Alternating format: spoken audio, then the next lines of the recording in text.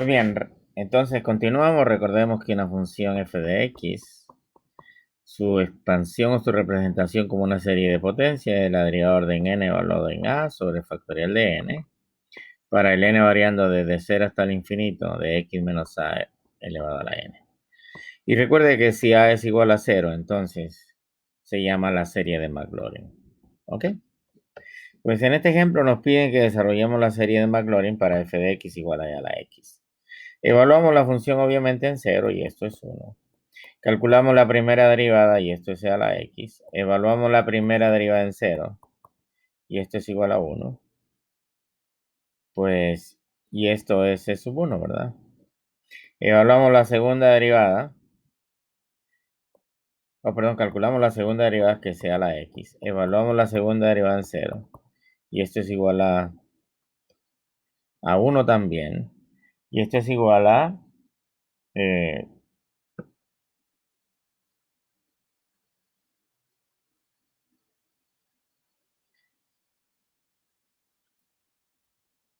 nada, eso es igual a, calculamos la tercera derivada. La tercera derivada es a la x. Evaluamos la tercera derivada en 0, también es 1. En general, entonces, la derivada de orden n va a ser igual a la x y la derivada de orden n evaluada en 0 también va a ser 1. De manera de que el a la x escrito como una serie de Maclaurin, pues será la sumatoria, ¿verdad? Desde n igual 0 al infinito. Desde n igual 0 al infinito. De la derivada de orden n evaluada en 0 sobre factorial de n, ¿verdad? Por x a la n. O simplemente será f de 0 más f' de 0 sobre factorial de 1 por x más segunda derivada en 0 sobre factorial de 2 por x al cuadrado. Y el término enésimo será la derivada de orden n en 0 sobre factorial de n por x a la n, y esto continúa. Pues en nuestro caso esto es f de 0 es 1, f' de 0 es 1, me queda 1, ¿verdad? Me queda simplemente x al cuadrado sobre factorial de 2, más x a la 3 sobre factorial de 3, más, aquí será x a la n sobre factorial de n, y esto continúa. Y escrito como en forma de serie, pues es la serie de n igual 0 al infinito de x a la n sobre factorial de n. ¿Ok? Recuerden que el factorial de 0 es igual a 1. Y esa es la representación de la función e a la x como una serie de potencia y a través de la serie de Maclaurin. ¿Ok?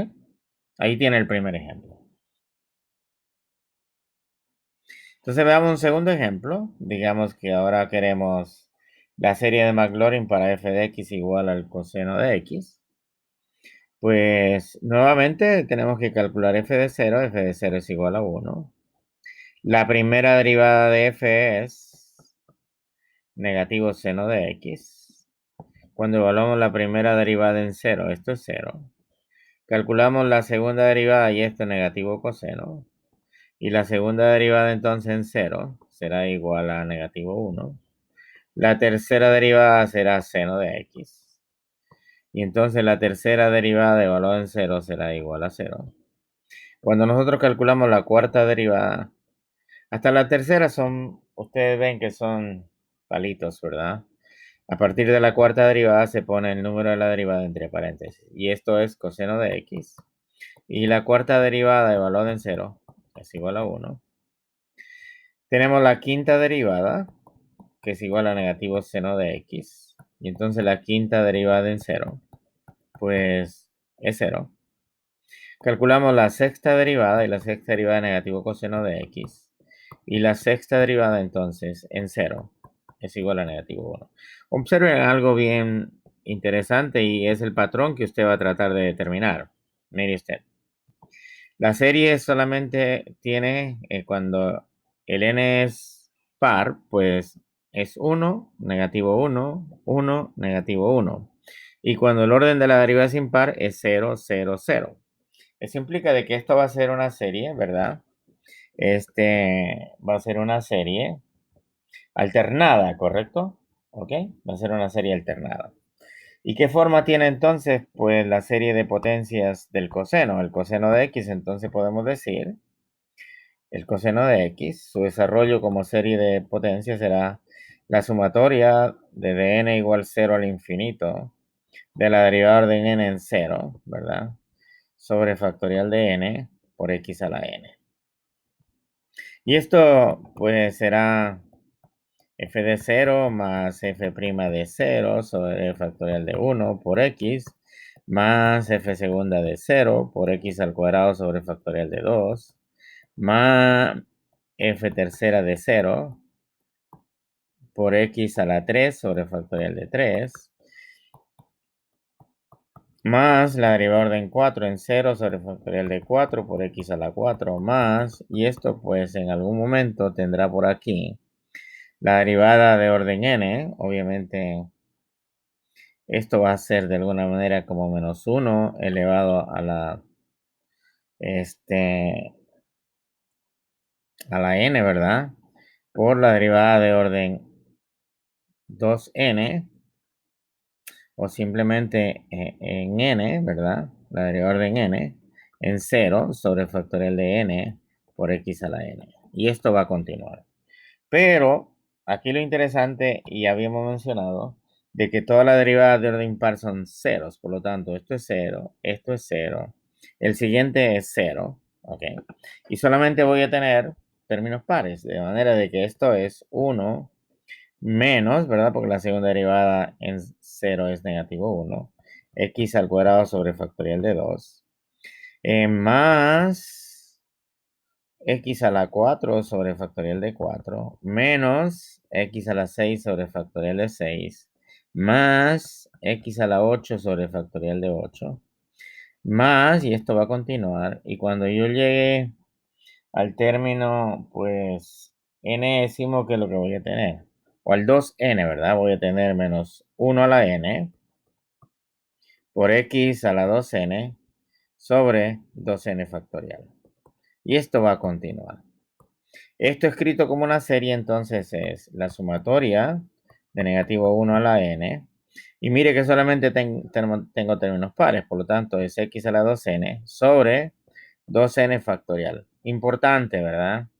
El 2n está entre paréntesis porque no solamente el factorial de n, sino es el factorial de 2n. Para el n factorial, variando desde 0 hasta el infinito. Y esta es entonces la serie de potencias del coseno de x. ¿Ok? Así. Ahora, partiendo de la serie del coseno, yo puedo derivar la serie del seno. ¿A qué es igual el seno de x? El seno de x, ¿verdad?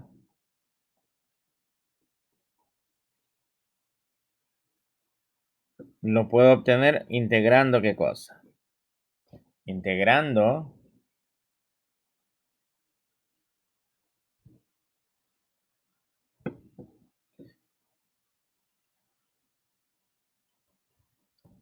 Recuerden que la integral del coseno es el seno, por lo tanto, tenemos esta relación. Entonces yo puedo hacer la integral, ¿verdad? De la sumatoria de negativo 1 a la n por x a la 2n diferencia 2n factorial diferencial de x. Y esto es, intercambiando sumas con integral, me va a quedar la suma de n igual 0 al infinito, negativo 1 a la n, y aquí voy a tener integrando, va a ser x a la 2n más 1 sobre 2n más 1 factorial.